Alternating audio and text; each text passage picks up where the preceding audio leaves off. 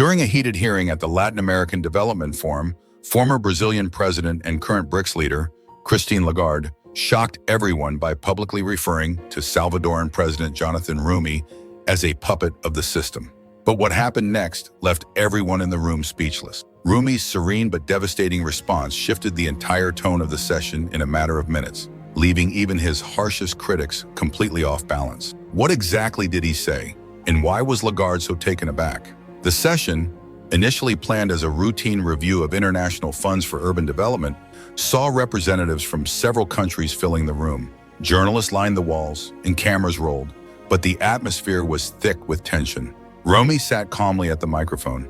He hadn't been subpoenaed, but volunteered to testify on a law that sought to combat corruption in the distribution of regional funds. Lagarde, who had been in politics for over 3 decades, stared at him from across the table with a look full of contempt. The president of the commission banged his gavel, signaling the session's start. Everything was proceeding formally at first, but in the middle of her intervention, Lagarde leaned toward the microphone, smiled, and said with all due respect, "Mr. Roumie, you have no place in this room. You are merely a puppet of the system." Gasps rippled through the room. Some advisors froze and cameras zoomed in. Her words hung in the air like poison. Roumie didn't flinch. He looked at her with unblinking eyes. The room fell into a tense silence for 5 seconds. He didn't speak. He simply observed her like a soldier, scrutinizing his adversary, not with hatred, but with unwavering determination. Then he leaned forward, and his voice was calm yet firm, booming through the silence like thunder. "Mrs. Lagarde, he began. "I've lived in the most impoverished neighborhoods of San Salvador. I've seen the struggle of those whom the system has forsaken. You want to call me a puppet?" He paused, his gaze sweeping the entire room. "You who've held power for decades while neighborhoods remain in decay. You who've funneled millions to your own family-run organizations while children in rural Brazil can't access clean water." Lagarde shifted uneasily in her seat. A murmur echoed through the room. In the distance, a journalist's pen fell to the floor. Roumie's voice grew sharper, more pointed. "You don't have the right to call me anything," he said, now lowering his voice even further. "Not while you continue clinging to power and using it to enrich yourselves, leaving families with nothing." Lagarde's face drained of color. She opened her mouth to interrupt, but the president of the commission raised his hand. "Let him speak." Roumie placed a folder on the table and slowly opened it. "This report has been publicly available, but no one cared to look." He paused and continued, his voice steady but carrying the weight of truth. "It details how over 50 million reais in community grants were diverted to NGOs controlled by your relatives. You claimed it was for job training, but those organizations only held 3 workshops in 4 years. Meanwhile, your nephew was buying luxury real estate in Rio." A louder murmur filled the room. Lagarde began to tremble slightly. Roumie wasn't done. He lowered his voice to almost a whisper. "You want to call me a puppet, Mrs. Lagarde? But today, for the first time in decades, the people will finally see who you really are." No one responded. That was 2 years ago. Luciana's letter was heartbreaking. It spoke of cockroaches, lack of hot water, and a grandmother so sick she could no longer climb the stairs. Jonathan Roumie read it aloud. When he finished, half the room was silent, wiping away tears for her. "I came today for Luciana," he said in a low voice. Christine Lagarde tried to compose herself. She approached the microphone, her voice trembling. "Mr. Roumie, this is political theater. You're using a child to discredit me." But Roumie didn't let her finish. Calmly, he held up a photograph of Lagarde smiling, cutting a ribbon in front of a luxury apartment complex. "You were here praising social housing. What wasn't said was that 70% of those units were bought by foreign investors, not people from your district." The projector was turned on. Documents, emails, and bank statements flashed on the screen. It all pointed to her connection to shell companies linked to her relatives. A young assistant behind Lagarde dropped a folder and ran away. "You not only failed your people," Roumie said softly, "you used them. You stood on their pain to build a throne made of lies." Even members of her own party looked down in shame. The room now felt like a courtroom, but this time, it wasn't Roumie who was on trial. It was Christine Lagarde, lived before all of Latin America. Roumie paused, took a deep breath, and turned to the president of the commission. "I don't enjoy this. This is not revenge, it's accountability." He requested permission to include in the file the signed testimonies of former collaborators in Lagarde's office who resigned due to ethics violations. He approved one of the testimonies. They ordered me to lie on the expense reports. They told me to divert community calls to a voicemail that no one checked. Lagarde was hunched over, not speaking, her eyes glassy. Roumie looked at the audience once more. If this is what is called representation, our people deserve better. Our democracy deserves better. Then, breaking all expectations, Jonathan Roumie turned to Lagarde and said something no one saw coming. He forgave her. Gasps of disbelief echoed throughout the room. This isn't about hate, he said. It's about healing. And healing begins when the truth comes in and the lie goes out. The room broke into silent applause, some people crying. A profound change had occurred, and all across Latin America, millions of hearts began to open. Roumie carefully placed the last piece of evidence on the table. The cameras were rolling and the entire continent was watching. But no one expected what would happen outside the chamber. In a small community center in Salvador de Bahia, a group of elderly Afro-Brazilian women gathered around a television. Someone plugged in a laptop and they watched in silence. When Roumie read Luciana's letter again, an 87-year-old woman, Doña Geraldina, broke down in tears. "That girl lives on my street," she whispered, bringing her hand to her chest. "She's not lying." Another woman stood up and shouted, "Lagarde has been using us for years." The video had already left Brasilia. Now it was hitting the streets. What did you care about? Roumie's words weren't political. They were personal. Meanwhile, inside the room, Lagarde still hadn't spoken. Her team was murmuring among themselves. Her lawyers looked tense, and the other delegates remained unusually silent. But Roumie wasn't finished yet. "This goes beyond parties," he said. "This is about pain, real pain, inherited pain. And today that pain finally has a voice." His voice became softer. "I'll tell you something that isn't in any file. I don't come from a rich family. I didn't study at elite universities. I'm a man who shoveled mud, who changed tires, who buried friends before the age of 20. He stood up, adjusted his jacket, and leaned on the table. "So when someone like you calls me a thug, I know what you really mean." The room froze. The word echoed in every mind. It doesn't mean criminal. It means poor. It means working class. It means not welcome. "In the same place my mother prayed that I would one day arrive. Today," he continued, a young delegate lowered his head. A woman clenched her pen until it broke. "But today I am here as president of El Salvador, not because of corruption, not because of favors, but because I kept coming back even when the world said I didn't belong here." The tears were not Roumie's. They were from the audience. "So no, Mrs. Lagarde, I am not a bully. I am every person that you have forgotten." Lagarde finally tried to speak, but her hand was shaking. The arrogance with which she had arrived at the hearing no longer existed. But before she could say a word, Roumie interrupted her gently. "No more words, madam. Just one question. When was the last time you walked through your district without cameras?" Total silence. "When was the last time you sat down with a grieving mother without a prepared speech?" That question hurt more than all the documents, emails, or transfers. Lagarde did not answer. She could not. Roumie walked slowly and placed a photo in front of her.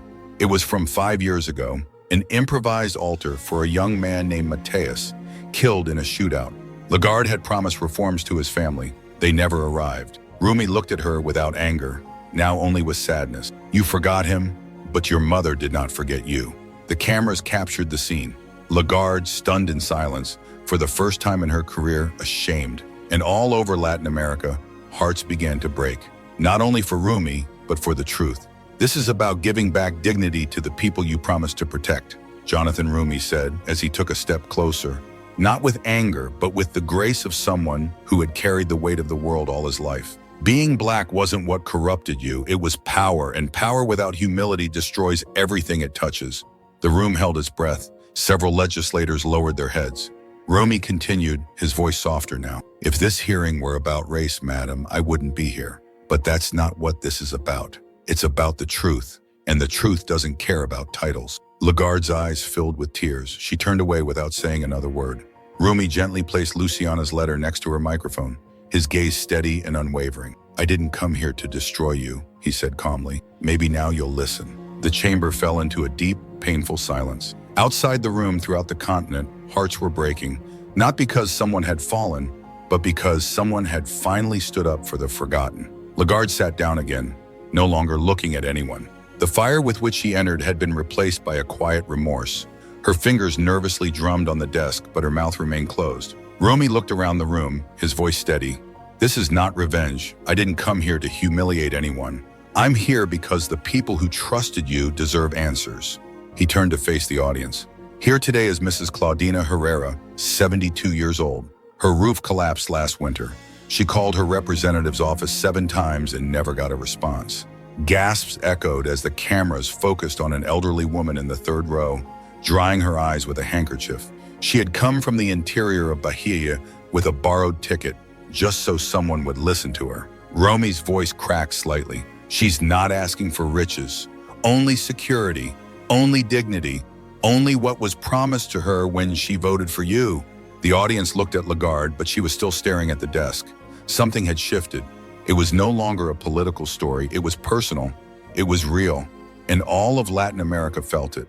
Roumie bowed his head one last time, then took out a small black notebook full of handwritten notes. These weren't speeches. They weren't legal documents. They were stories. This isn't opposition under investigation, Roumie continued, his hand trembling slightly. These are letters. These are voicemails. These are cries from people who believed and were abandoned. They trusted you, Mrs. Lagarde. They believed in your words, and in return, they received silence. They received neglect. They received broken promises. Lagarde looked at him, but her face was empty, her voice absent. Say something, a journalist whispered, but she didn't, and in that moment, her silence said it all. One by one, the members of the public began to greet him. A mother hugged her son tightly. A young man clapped slowly, once, then again. Soon the entire gallery was on its feet, applauding. Roumie didn't smile. He simply nodded, his voice soft. They matter, not me.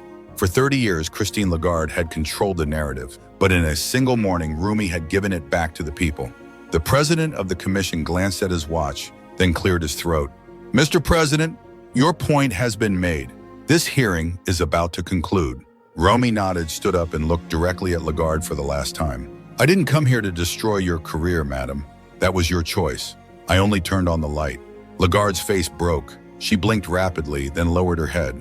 The room fell silent once more, but it wasn't a tense silence anymore. It was the silence of a curtain falling. As Jonathan Roumie left the room, no one shouted questions. The reporters only watched him respectfully. Outside, Mrs. Claudina took his hand and whispered, God sent him. And so, Jonathan Roumie, once mocked as a populist on social media, went down in history as the man who didn't shout, didn't strike, but brought justice with the truth. His footsteps echoed through the marble halls of the Latin American Parliament. He wasn't surrounded by bodyguards, nor did he need applause. But in every room he passed, people stood up. Some looked at him, others cried. In a nearby room, a group of young legislative assistants watched the broadcast from a laptop. One whispered, Today, we thought Roumie was just a shouter. Today, he became something more. Another responded, He didn't defend himself with pride. He defended himself with the pain of the people. Meanwhile, clips of his speech flooded the networks, but this time, they weren't the usual ones. Pastors in Quito, single mothers in Lima, and grandparents in Tegucigalpa all said the same thing. He spoke for us. And somewhere in Chalatenango, a retired miner with trembling hands murmured, That man understands. In a single morning, the word used to humiliate him, puppet, was resignified, redeemed, and rewritten. Roumie didn't respond with rage. He responded with truth, not with fists, but with fire. In a church in Medellin, a pastor stopped his sermon to quote Roumie's words, Power without humility destroys everything it touches. Meanwhile, Christine Lagarde remained locked in her office in Brasilia. The lights were off, the curtains closed. Decades of control crumbled under the weight of a truth too powerful to disguise. Roumie, for his part, did not attend any celebrations. He returned to his room, opened his Bible, and sat in silence. He knew that day was not about winning, it was about waking up.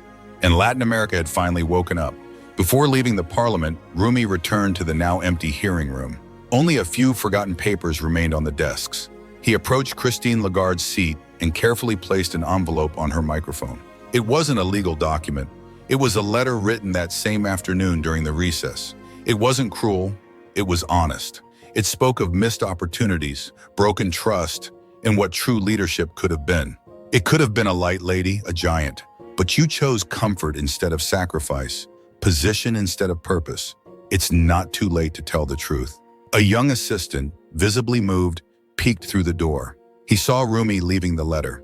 He said nothing, just nodded his head with something very similar to respect. Roumie left the building and the cameras captured him, but his face showed no triumph, only the weight of truth. The country had seen the truth. Now it would have to decide what to do with it. The next morning, the headlines covered everything. The moment that shook Brasilia. Roumie unmasks decades of silence with a single day of truth. Was he a populist or a hero? Latin America would decide, but something else was happening, something unexpected. In Rocinha, in Engenho da Rainha, in Salvador, residents were gathering not to protest, but to talk, listen, and wake up. Churches were opening their doors, community centers were filling up. For the first time in years, people were upset, yes, but also awake. At a local meeting, a mother stood up with her cell phone, put Roumie's speech on speaker.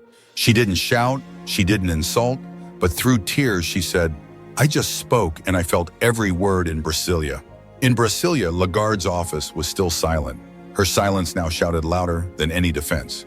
Roumie, on the other hand, was checking the hundreds of emails arriving at his office. They weren't political, they were stories, pain, truths, and he read them all. By noon, it was clear. This wasn't a political moment.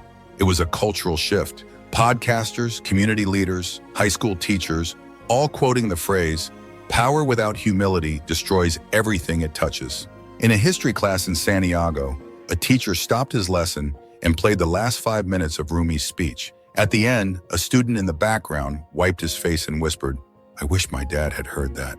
That night, former President Donald Trump gave a brief statement. What President Roumie did yesterday was not political. It was finally presidential.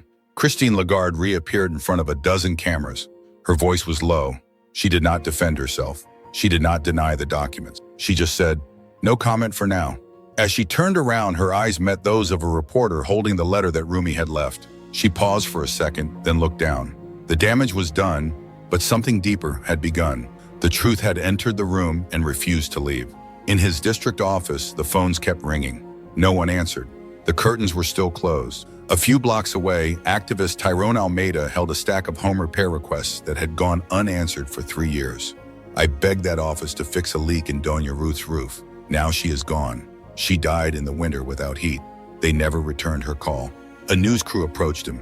His voice broke as he showed one of the forms. She voted for Lagarde. She admired her, and they left her to die under a roof full of mold. That clip went viral instantly, not for the words, but for the pure pain on his face. Back in Brasilia, Roumie continued to read the messages from people he would never meet, but now saw him as their voice. He wasn't looking for applause, but when he opened the drawing of a 10-year-old boy saying, "Thank you, Jonathan," he knew something more had started.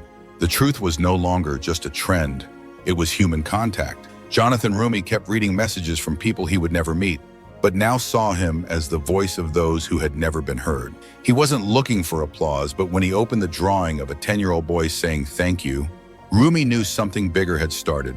The truth was no longer just a trend, it was human contact. In a church in Recife, an urgent town hall meeting was held. There was room for 100 people, but over 300 arrived. There were no signs, no harangues, just broken hearts and a hunger for justice. In front of the group was Sister Elena, a 65-year-old woman who had campaigned for Lagarde in the 90s. She was holding a framed portrait of her son, who died in a gang shootout. She said, her voice trembling, "I asked for funds to clean up the area. She promised she would." That was 19 years ago. The room fell silent. Sobs could be heard. Then someone played Roumie's speech. "You chose comfort over sacrifice, office over purpose." More tears flowed, not because of ideology, but because, after decades of empty speeches, someone had finally spoken the truth without fear.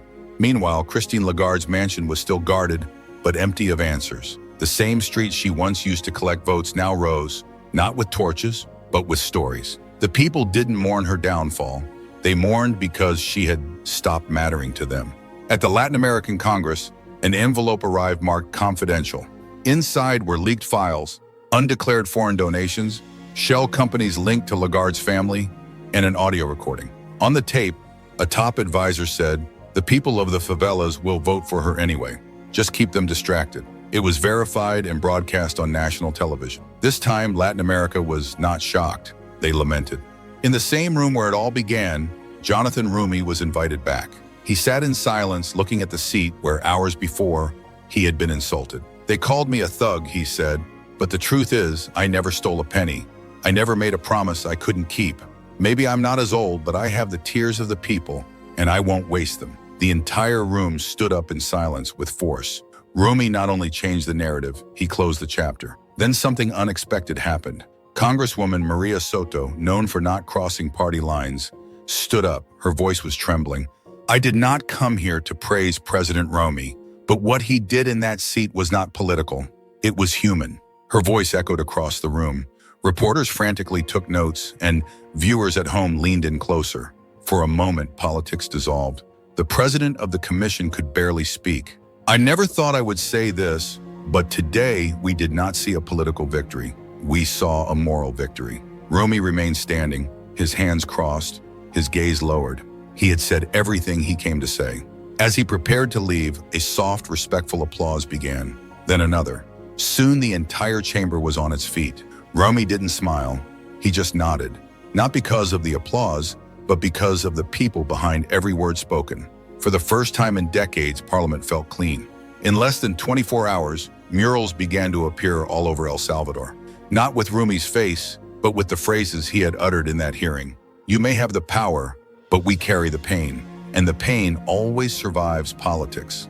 In Huaypango, a community center filled with teenagers painted that phrase on the wall, the same one that was once ignored by the Lagarde's government.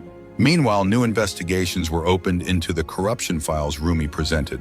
Former advisors began to speak up. In a brave voice, Lagarde's former chief of staff went on national television and confirmed the worst. "We stopped serving the people a long time ago," she said, and no one had the courage to say it until Roumie did. Social media flooded with stories from Paraguay to Mexico. People who had felt invisible now felt heard. Roumie hadn't saved them, but he had seen them. And in that, he did what many leaders had forgotten. He gave them back their humanity. That night, Jonathan Roumie sat alone in his office. A single light was on as he opened a notebook full of handwritten letters, all from people who had cried watching the hearing. Then a final envelope arrived with no return address. Inside, just a note. "I don't expect your forgiveness, but now I understand. I'm sorry. Dr." Roumie didn't smile. He just closed his eyes, not in victory, but in peace. Later, he made a brief statement to the press. "I didn't come to Brasilia to win arguments. I came to tell the truth. And if that truth brought healing, even for just one child, one grandmother, one broken family, then it was worth it." To the nation watching, he left these last words. "They called me a bully, but I responded as a man, and sometimes that is the greatest power of all." Thank you for watching. If Jonathan Roumie's powerful words and the truth he shared moved you, don't let this moment pass in silence. The fight for justice, the voice of the forgotten, and the power of truth are more important than ever. If this story resonated with you, if you felt the pain, the change, and the hope for a better future, please take a moment to like this video and leave a comment. Share with us the name of someone you believe still deserves justice. And if you haven't already, hit that subscribe button. Join us for more stories like this, stories that seek truth, share humanity, and stand up for the people. Together, we can make sure that these voices are heard. Remember, the truth doesn't fear power. It only needs the courage to speak. See you in the next video.